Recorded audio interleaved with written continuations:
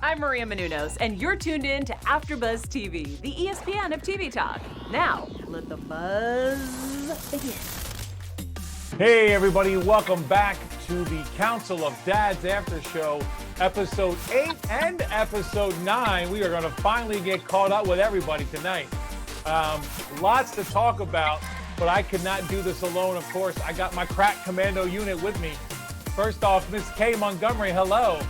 Hey, how's it going? And of course, we have Mr. Michael Barlow in the house. Hi guys, glad to be back. Shay Jones. Hey guys, let's talk about these episodes. I can't even. And I, of course, am the chief of crying, Sean McHugh. First of all, Michael, welcome back, sir. We missed you. It's great to have you back. Good to be back. Excited to talk about these episodes. Yes. Yeah. So let's just get right into it. We got so much to talk about. Episode 8 is entitled Dear Dad. And we have this kind of theme of Luli writing a letter to her father about her life because she finds out some information. But here's a quick question for everybody. When was the last time you wrote a letter to someone? Like a physical letter? A physical, like wrote a letter, not an email, an actual letter. I'm kind of putting you on the spot here, but this is very interesting to me. 7-ish years ago. Okay. And I wrote it but never sent it. It was like just to get my feelings out about the situation to what happened with the person. Oh, interesting. And I wrote it, but I never sent it. Kind of similar then to Luli almost in a way. Very interesting. So yeah. Michael, anytime I still soon? have it somewhere. I feel like I might have written a letter in December. Oh, okay. I think, yeah. But it was like a one shot situation. I mean, I write letters, probably December for Christmas. Okay. Honestly, I don't even remember. Okay. I'm a letter writer person. Maybe I'll put a note, like if I send somebody a box or something for their birthday, I'll put like a note in it, but a letter, no. Yeah, I'm with you. I don't think I can remember the last time I did it. It just was very, I don't know, like the thought of writing a letter was very interesting to me. Oh, sorry about that. And am I still here? Did I come back? I think I'm back. Sorry guys. Okay. And I'm back. All right. Sorry about that. My phone rang. Anyway, it just was an interesting kind of thought to me of actually writing a letter.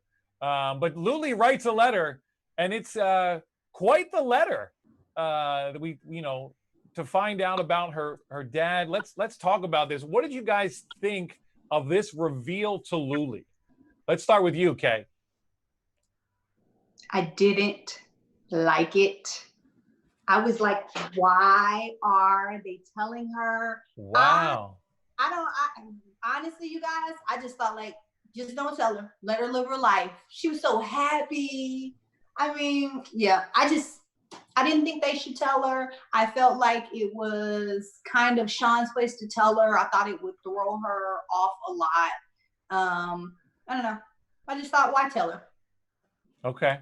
What about you, Shay? Tell her, no, I'd rather know the information. At this point, I've already shooken up a lot of things, and then Anthony left. There has to be a reason, a bigger reason. I mean, granted, I am happy. Like, Luli seems very happy where she was at, especially in that shower, living her life. He did that work. I'm just going to say that real quick. But I felt she needed to know. Okay. So because you brought it up, I was going to bring it up, but you already brought it up. Has anyone actually had good shower sex? Come on. They always make it look amazing in TV and movies. And I wasn't talking about the shower part. That's my You plead the fifth. Okay. I was talking about the actual, how he did it. I thought the shower, it looked beautiful and amazing from what it used to look like. You're 100% right. I just think that's not reality. That is not reality of shower sex. Michael's like, what up? Now, Michael, prove me wrong. I think that the the key is to have space and to have room. And that was a very roomy shower. Okay. I would say that. Okay. Because I think we've all tried in that Van Nuys apartment shower, and it just don't work. You need space. I didn't mean to get off topic there. I'm just saying, like, I remember I was like, come on, they always make it like it's so great. And it's like, we've all tried to do this and it's not as easy as it looks. Right. Anyway, Michael, how did you feel about the way we revealed Luli's father? I feel like as someone who has been on the receiving end of that kind of information, I can appreciate them telling her. However, I was told when I was 10. To tell me now as an adult, I would be like, well, you could have kept that information to yourself. Wow. Okay. So, I get what both of you guys are saying, but like she probably, if they would have known the information when she was growing up, I think that they should have told her as a kid, but like she's a grown, married, like living her life. But I think that what Robin said is true, that Luli was trying to find something, like she had been searching for something, and maybe this was the answer that she was seeking, even though she didn't know that this is what she was looking for. But at the same time, like you said, Kay, she was happy. It didn't need to be interrupted. Right. I'm kind of with you, Michael, and like that. I agree. Like early on, if you told her, fine. But at this point, like, what are we doing? Like, we're just causing more drama now. Yeah. And then it's kind of hypocritical because they say, or Robin says, I know you don't need protecting anymore, but the kids still do. So don't tell the kids yet. And I'm like, well, why are we telling anybody then?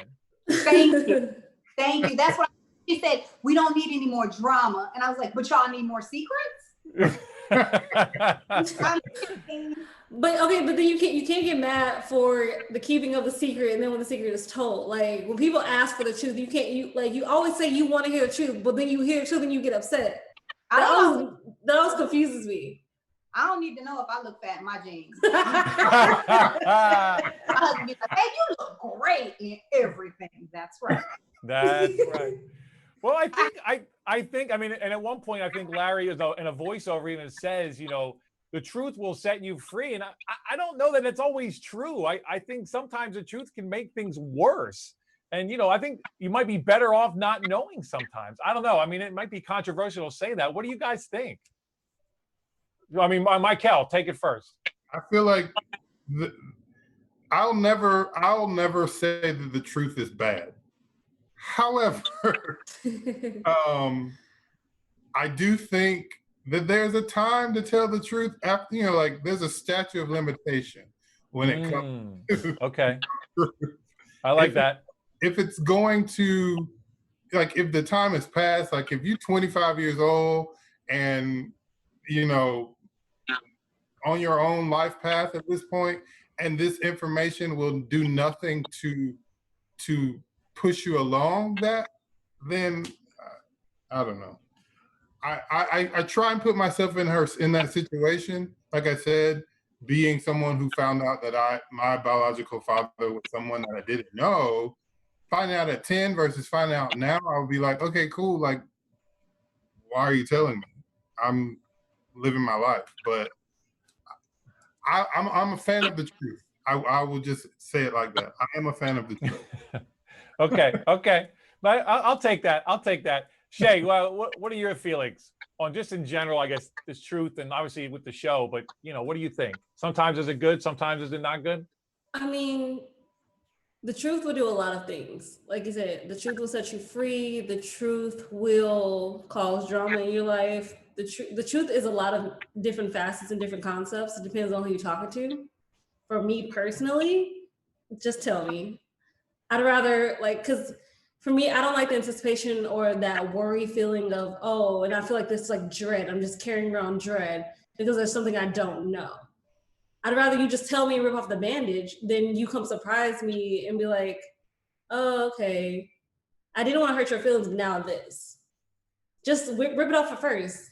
I kind of agree with Michael. Like, you could have told her when she's younger, but now that she's older and she's been searching for it, she's been asking for it, you could have told her sooner. I would say that. You could have just told her sooner when she started searching, when she started learning all these different things. And personally, I thought it should have been Anthony. that said it should have came from his mouth. I get why Robin is doing what she's doing, how she's doing the things she's doing. However, you can't get mad at me for telling you when it comes to Anthony telling Robin, and then Robin telling Anthony, don't contact us again, don't contact our family, go outside of the country, be happy, and we don't want to see you no more. Because then you're making a decision for Luli, not Luli making a decision for herself. Yeah. Go ahead, Kay. I see you going. Go ahead. I'm just amen and Shay. Everything Shay. That the end part, what she just saying, you made the decision for Luli by telling him to go away. That was not your place. And I also feel like it wasn't your place to tell Luli, right? That's his secret. He needs to tell Luli. If he want to take it to his deathbed, that's his choice. Also, she has a mom. Her mom knows too, you know? So when her mom wants to tell her, that's their choice. That's not your place to tell her and then not have a soft place for her to land ultimately. Like you set her up, you put her in a losing situation. Yeah, so I totally agree with Shay on that. I hadn't even thought about that. I was just frustrated that they had told her, but the fact that, yeah, that's right. In the car, she was like, you know, stay away, blah, blah, blah. And to top it all off, she threw her keys down. So my sis didn't even get the car out the deal. I was like, girl, I'm sorry. Yeah. She can get us a car out the deal. And it wasn't even guilt. It was just, I want to protect her and I'm gone though. So at least I know this will protect her if I can't be there. Well, there was some guilt there. And I like that Robin's like, we don't need your guilt car, bro. We don't need it. Because she drives a bike, Sean. Yeah, you're right.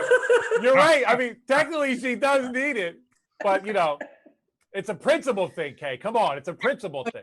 We don't want your guilt card. We need it, so we're going to take it. But we It ain't about, like, in that moment for me, I was like, Robin, it's not about you. It's about Luli. Well, you're making it about that's you. That's true. Robin made it all about her. So that makes sense then. At least she's consistent.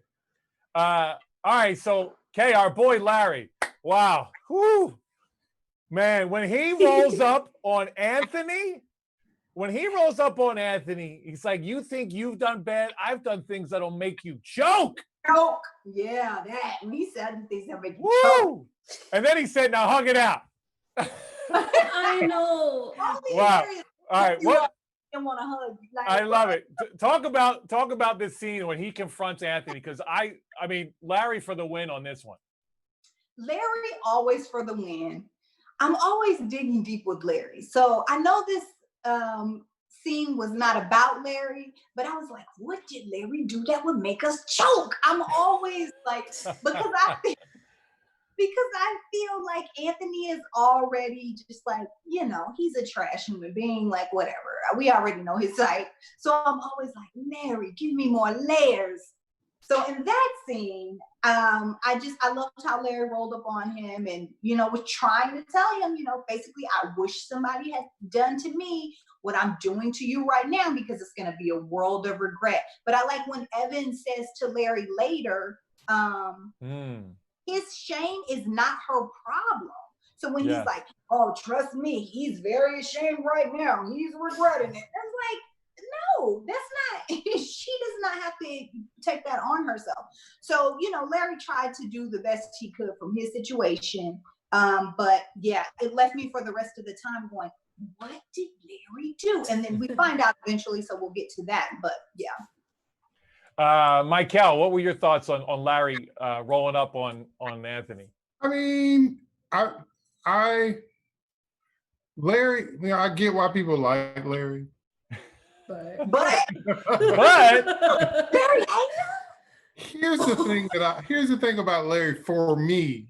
He thinks so like he oversteps, that's his thing. But like, I'm like, well, what did you do that makes you feel like you have to overstep so much? Like, I was racking my brain trying to figure out where this relationship between Anthony and Larry came from that warranted him rolling up on him like that.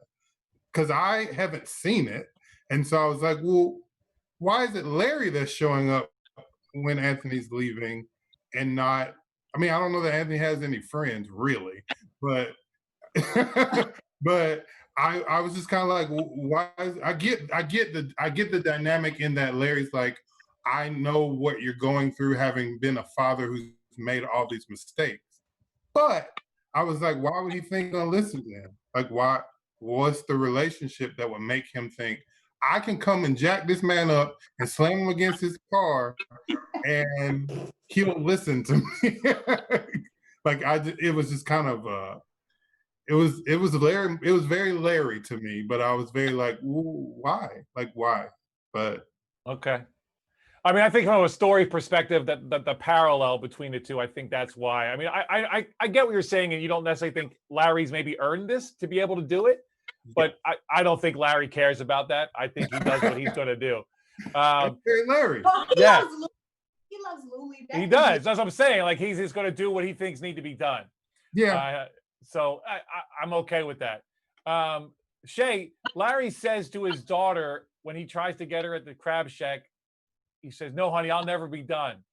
When he gives the exact date of his mess up, I got moved. Like I was like, wow, he knows exactly what is going on. Is there hope for their relationship, Shay? I hope so. Well, I get why she's feeling the way she's feeling. I think the difference for me is because I have biological parents like that, but unlike them, Larry is trying. He is showing up. They've never done that. They've cared more about getting the next drug or taking advantage of somebody. They haven't stopped to they haven't hit their rock bottom yet. Larry has hit his rock bottom and he has moved his way up. For me, even 5 years later, give the guy a break, girl. Like give him a little slide of breaks. I'm sorry, he's still showing up. And when he said, "I am not done," I was like, I'm on Team Larry for life at this point. I'm sorry. That's something no one's ever said to me biologically who was actually biologically mine. My parents who raised me always showed up. Them, never. However, if they would have did what Larry did, I might have just been like, okay. I might have took a moment because eventually you have to forgive. And forgiveness is not for them, it's for you. It's so you can move on.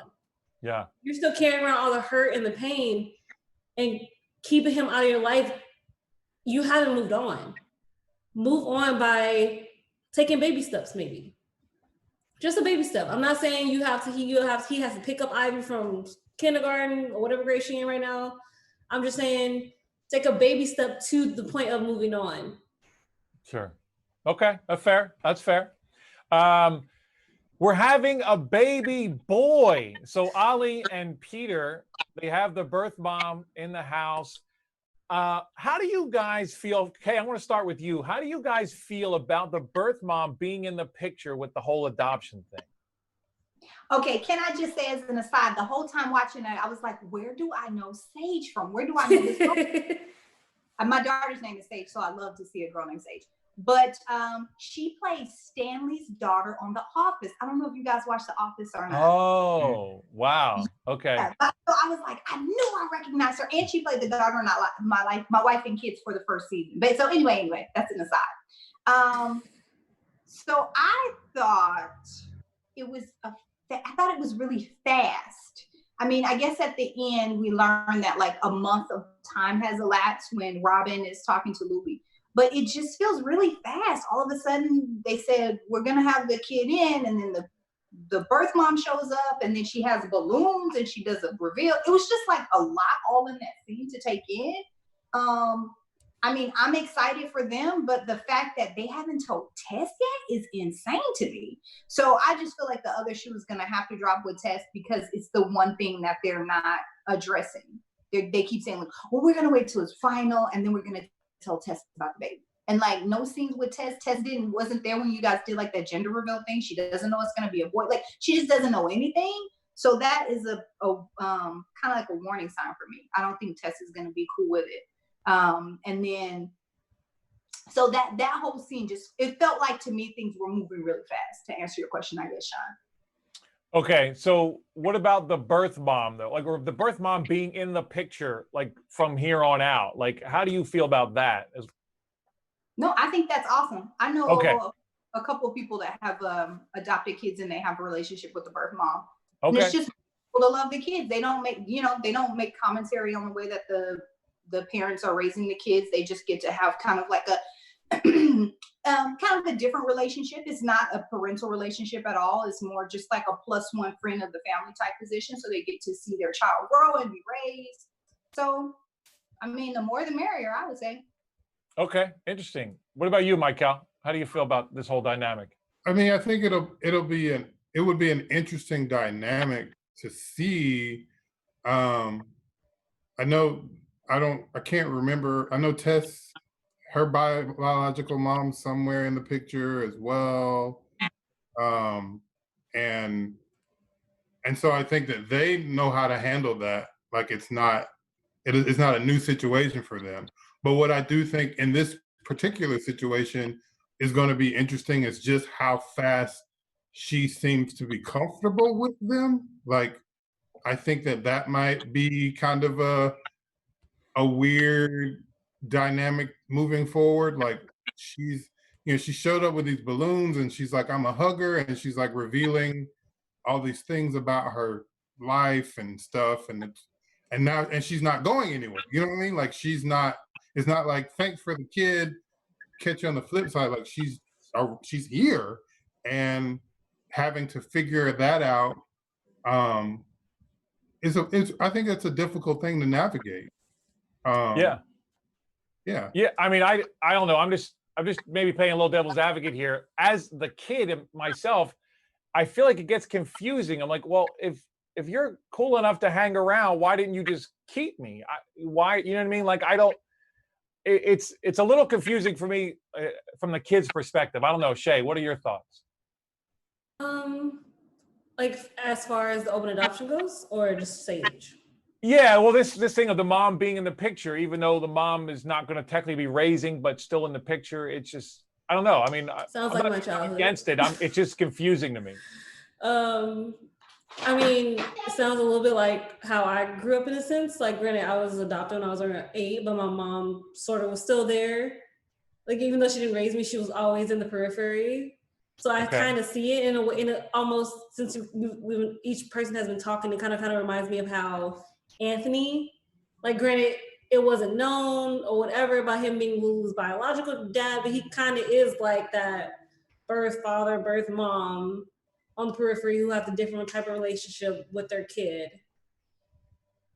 Okay. And everything worked out, even though obviously nobody knew that until 25 years later. Well, right, yeah. So it's just, I just playing devil's advocate, just kind of trying to see like how I would respond to that. You know what I mean? As a kid.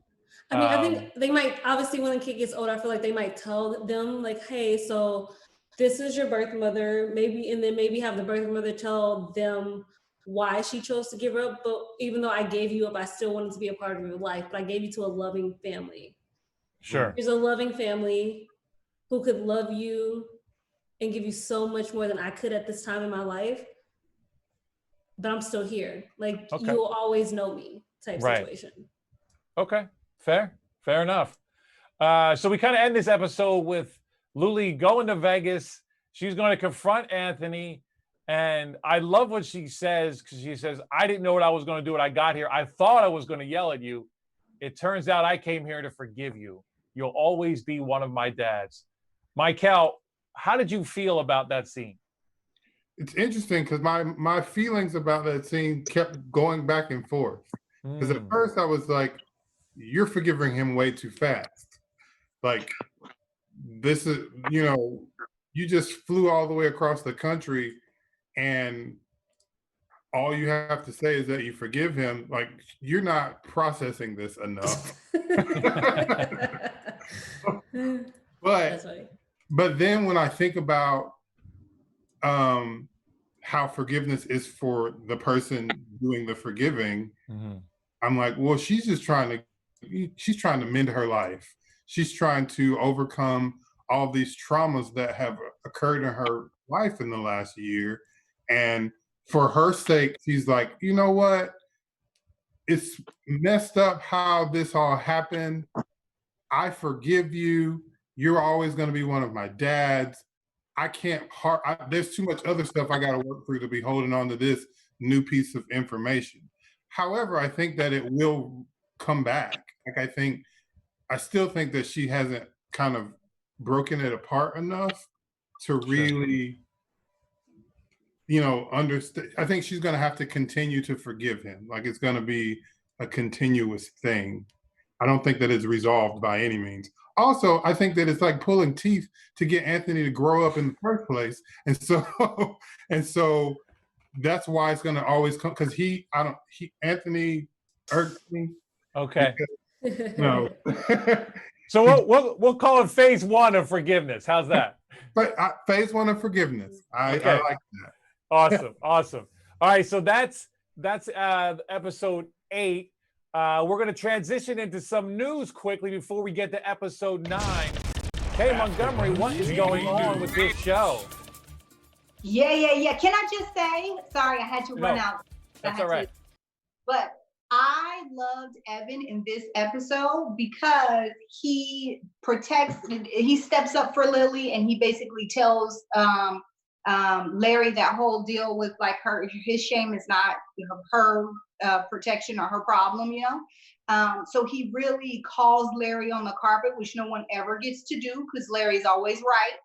So he basically tells Larry, like, you're on the wrong side of history here. You need to get on the bus, bruh. And so he does get on the plane, you know, pretty much. So I just loved Evan on that part. I'm team Evan all the time. You guys already know. Okay, so the news is very sad that I have for you this week.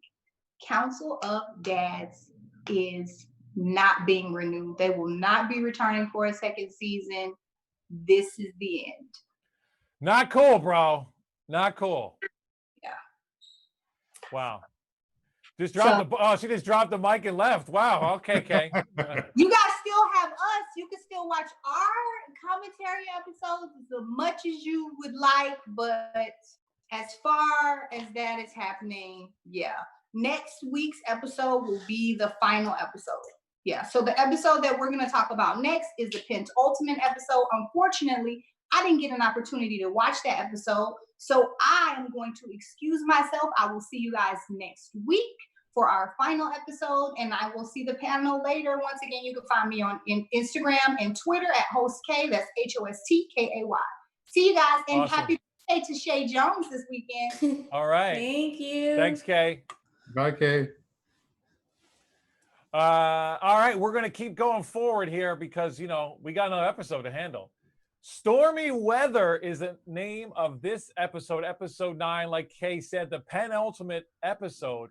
And, I mean, they didn't mess around with the storm. And I was quickly reminded of why I don't live anywhere near this kind of weather. Because it is, wow, like I was like terrified. I was like, everything's flooding. I don't want anything to do with this rain.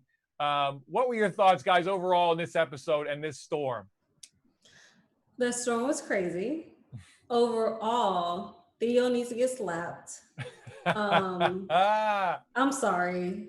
We're going to get into the Theo because I got a lot to say about that situation. However, I did love the end. My man showed up like I was praying and hoping, clapping my hands. He better have showed up. So I'm really happy. Awesome. Michael, what are your overall thoughts? I think that was a great episode. The storytelling, like the writing of this show is always like very compelling. Like I was very drawn in.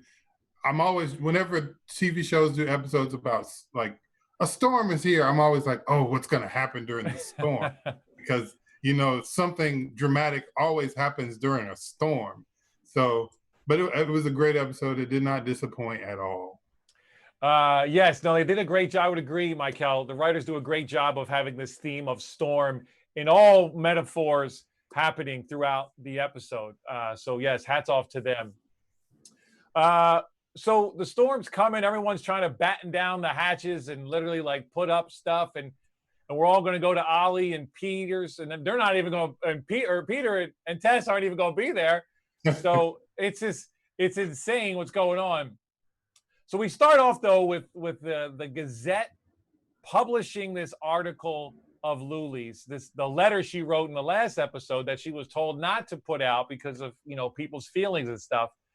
I got to call a little BS on this paper publishing this article with zero talking to Luli. What do you guys think about that? Yeah, that's a lawsuit. I'm sorry at that point. didn't nobody ask you. You didn't ask my permission to put this online. You didn't ask my permission to put it in a newspaper for all of Savannah to watch. How dare you? You contact me. That's just straight up.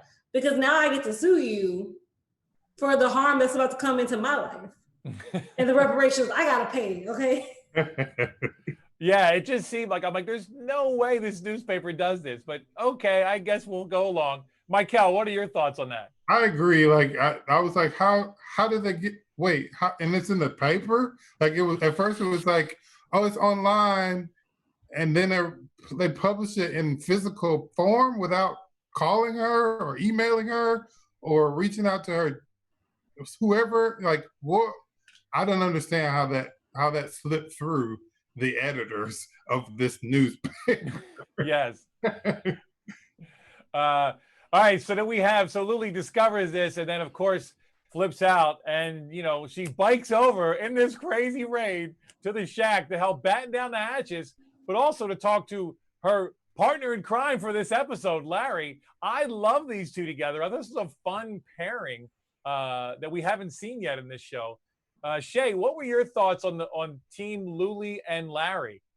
Double L. Awesome, because we don't get to see like Luli interact with Larry that much, so this is a really nice, fun turn of the episode. And I love the fact that she convinced him to go to his daughter's place and get her and his granddaughter, because I'm sorry, it's a hurricane, lady. It ain't time for no grudges. It's either you're gonna die or you're gonna go someplace warm. Those are your choices today. That was like one part where I just want to slap his daughter. I get you upset. I get you angry, but you really gonna die with your daughter over it? Really? Okay, cool. Well, yeah, I like that Luli, there was like a double convince, right? Because Larry convinces her to go batten down her hatches first before she goes home, and then she convinces, well, that's on the way too, so let's hit them all.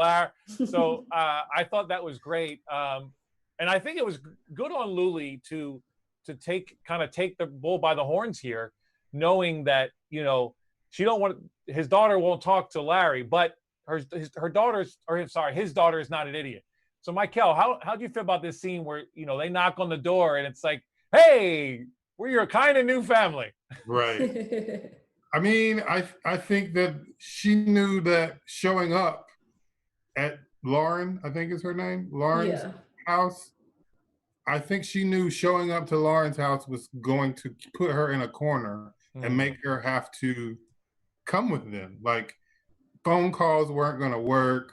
Like you needed to be in her face. It's also why I think that Luli and Larry work so well together, is because they're both type A, strong personalities, and they work off of each other, but they also keep each other in line. Like she's like, Larry, I'm doing this and you're doing it too. And Larry's also like, Luli, we're doing this, and like just back and forth. And I think that they need that in each other. They need that in each other's lives. Like they need that from each other, which is really cool to see now. I wish we could have seen more of it throughout the season, because he's like an anchor in her life, and she's very much an anchor in his. Yeah, no, that's a great point, Michael. I love that they're kind of the same guy, right? Yeah. And then they feed each other and they keep each other in check. I really like that. I like that. So do they convince her? So they convince her by telling her, "Oh, we can come to my house," as opposed to going to the big family house. And I'm kind of with Lauren here. I'm like, that's a lot to take in. The new family that I was supposed to, have, this dad that didn't exist really for me. So I'm with Lauren there.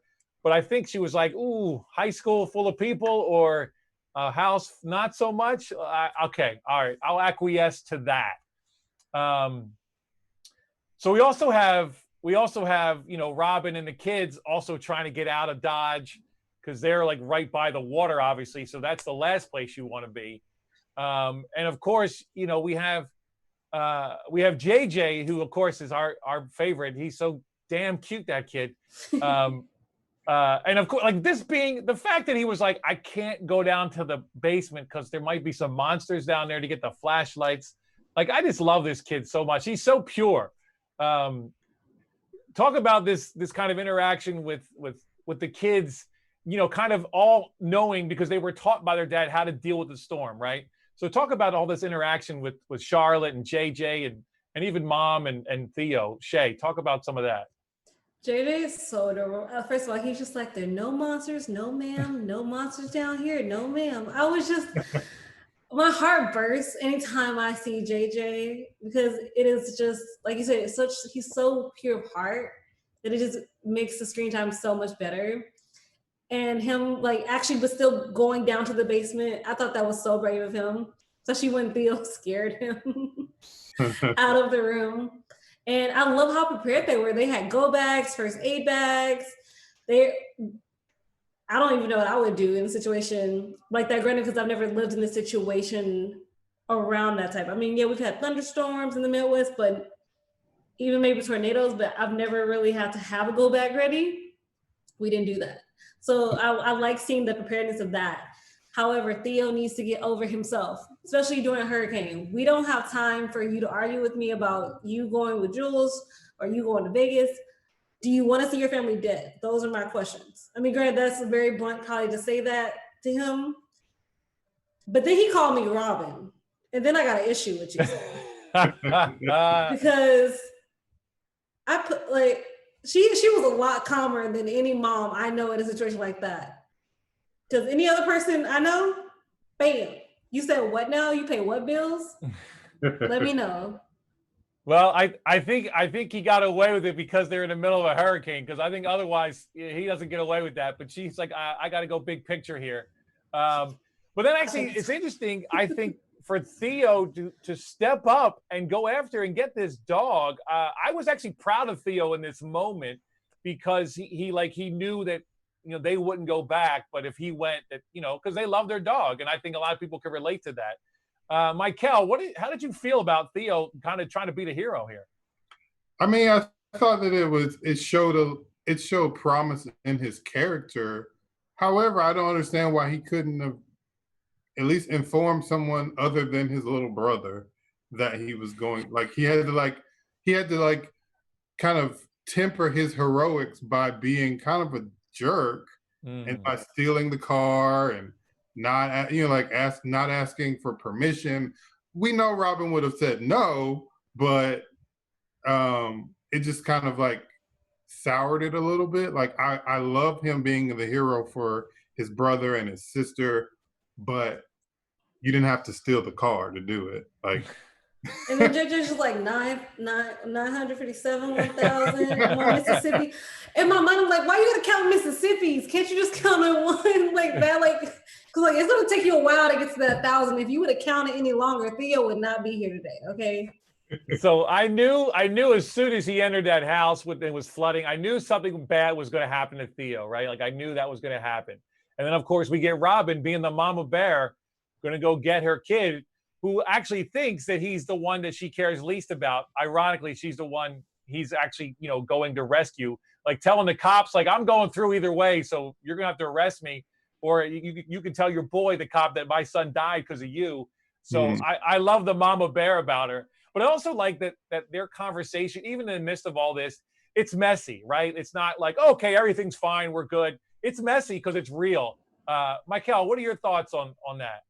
I appreciated their conversation once she rescued him from the flooded basement, and they're sitting in the. First of all, I didn't like they had the whole conversation sitting in the van, and I was like, "There's a whole hurricane happening, and you're sitting in this van with the doors open. How like?" What? But let's have this back at Ollie's house. Yeah, okay? like, can we at least get across the bridge away from the water first? Yeah. But I think that they needed to have that conversation. They needed to kind of put it out there because they kind of been hemming and hawing around each other and like throwing little jabs, but they needed to say what was said. I appreciated, Theo verbalizing how he felt about, him being the least important to his mother and all these things. It was weird. It was weird timing because she did go into a hurricane to rescue him. And then he was like, you don't care. I mean, I know I'm not special.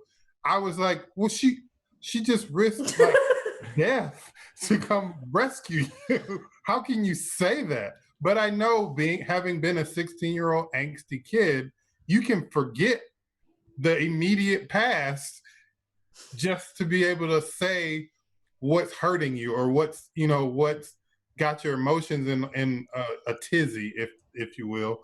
And I think that's what happened there, which was very authentic. Like, you forget that she just rescued me. Just like when I was 16, I forgot my parents pay all the bills and they keep this roof over my head and they feed me and clothe me. Instead, I'm going to list off to them all the things that they're doing wrong and all the ways that they've hurt my feelings and all the ways that they are not doing a great job parenting me. And that's what happened here. And I appreciate Robin not telling him off, like letting him speak and then approaching him in the realization that, oh, he's not a child anymore. I have to be honest with him. I have to kind of give him more of what's going on than I have been, because he's not a kid anymore, which I think that's why she needed to hear what he was saying. I love it. So just quickly, back at the house, we have Ollie and Charlotte and Sage, and Sage is about to give birth. So, the baby's coming whether you like it or not. And we also then have Charlotte and JJ, who are almost like his wet nurses in a way. Like, they're ready to go. Like, they know how this works. They got the contractions down. We have this beautiful moment between Charlotte and Oliver where, he kind of confesses that he thinks he might not have her. And then she just gives him a hug. I love that moment. Shay, how did you feel in that moment? It was such a sweet moment. Like, sometimes, especially when the world seems crumbling, sometimes a hug just works. If nothing else, a hug will work in the darkest of times. And especially coming from Charlotte, who just went through her heart surgery. And then just like, I'm a 40-year-old lady, even though I'm 13, 14, which like it's very true in certain, especially teenagers. I'm an old soul, so I totally get it. And my heart broke for him because I want to be like, Sage, I get that this is information and you might die. I totally understand that. But by then trying to leave, pack a suitcase in a hurricane to avoid telling a truth that needs to be told, that's not going to work out for you. I'm sorry. Like, just like the bang, bang, bang of each wheel on this suitcase, banging against the stairs as she's trying to leave, doing her hurricane. I'm like, you would rather possibly die out there with your baby still in your belly than stay in this warm house and just tell the truth. Because that don't seem right. I totally get, because she has so many feelings, and I don't know how old she actually is, like in the aspect of her being a mom, because we found out her birth mom died at 36 because of the GSS. So depending on how old she is, she'll maybe have only like 10 or 11 years with the baby, or as it grows into a young man. So I know how scary that can be and how that has to have felt for her. But at the same time, like, it's a hurricane. You really cannot go anywhere. You can attempt it, but you stuck. Yeah, well, it goes back to my original point in the beginning of all of this, where sometimes the truth will not set you free. Michael, she does finally, though, tell the truth. She comes clean in this bathtub. We have this amazing moment between her and Ollie where they're holding hands, and he says, I am not going anywhere. Talk about that scene for me. I thought it was a beautiful scene. I love the framing of it. Like, it was a very dynamic setup. And, with her being in the bathtub and Ollie on the wall, like, it was just a very beautifully shot scene, very, very beautiful performance. Also,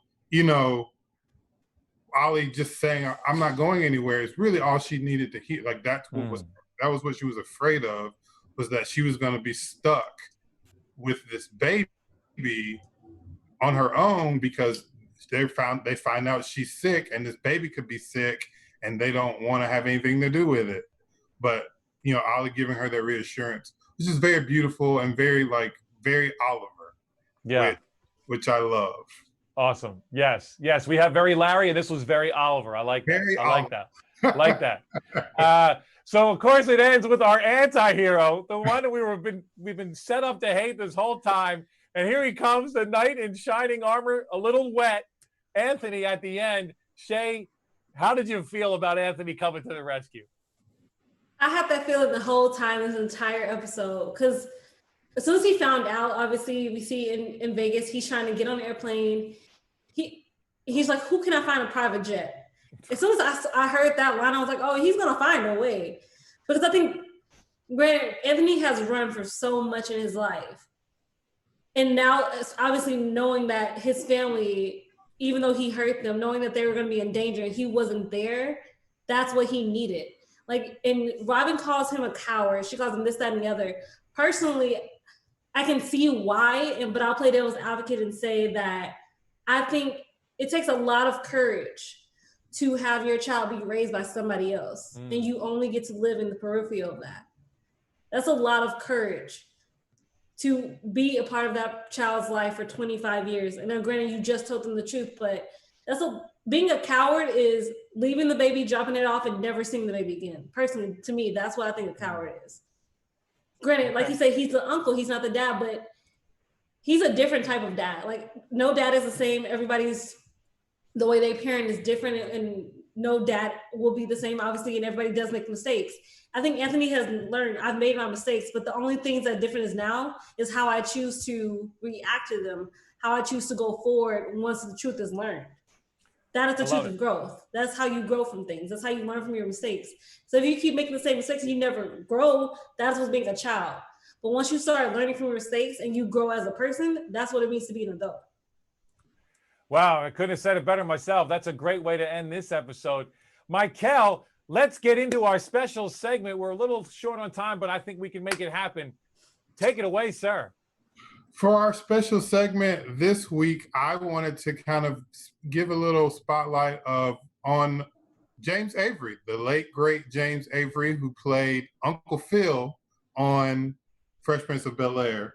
He was the uncle of the Will Smith character, but the father figure for all of the kids on the show. He took the responsibility to raise his wife's sister's kid, which I always admired about him, because, you know, it wasn't his sister's kid, it was his wife's sister's kid, and he took such a vested interest in helping this young man grow into the wonderful man that he became, all while raising his kids as well. So kudos to James Avery, who played Uncle Phil. Love him to death. Love it. That's a great way. And it's funny because it kind of ties in with our council of dads. He was kind of his own little council of dads. His own council. Yeah, yeah. Well said, sir. Well said. All right, that's going to do it for this week. Unfortunately, we only have one more episode left. So please come back next week. Let's all kind of be sad together as we wrap this show up, this beautiful show that we've all fallen in love with, all these amazing characters. I will be fully crying next week when this thing is officially over. But until then, please, where can we find you, Shay Jones? Hey guys, you can find me at Real Shay Jones on Twitter and Instagram, and Dish Upon a Star on Sundays on the AfterBuzz TV red carpets. Also, thank you, Dolores Leach, in the chat. I'm hoping you were agreeing with me when you said true, but thank you so much for tuning in. Guys, I can't believe one more. Michael, where can we find you? You can find me on all social media at official Michael. That's official MYKELL. Awesome. And I am SeanStar75 on the gram and Gorilla Suit Sean on Twitter. Thank you again so much. Please like, subscribe, share, talk to us in the chat. We'd love to see you there. And until next week, we will see you then. Our founder, Keven Undergaro, and me, Maria Menounos, would like to thank you for tuning in to AfterBuzz TV. Remember, we're not just the first, we're the biggest in the world, and we're the only destination for all your favorite TV shows. Whatever you crave, we've got it. So go to AfterBuzzTV.com and check out our lineup. Buzz you later. The views expressed herein are those of the hosts only and do not necessarily reflect the views of AfterBuzz TV or its owners or principals.